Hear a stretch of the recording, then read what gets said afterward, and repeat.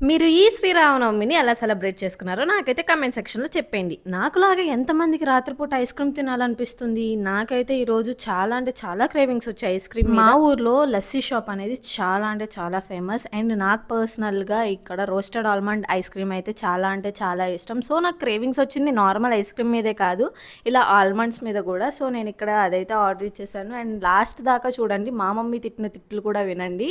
నేను మా మమ్మీ అయితే చాలా అంటే చాలా బాగా ఎంజాయ్ చేసాము ఇలా ఐస్ క్రీమ్ తినడం. అండ్ నేను మా మమ్మీకి తెలియకుండా ఇంకొక ఆర్డర్ అయితే ఇచ్చాననమాట.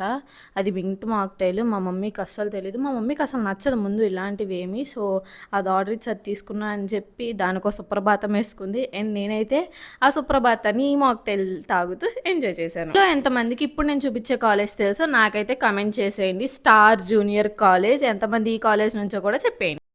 500 బద్దలు కొట్టు. అమ్మా ఏం ఐస్ క్రీమే కదమ్మా, నీకు అలాగే ఉంటుంది.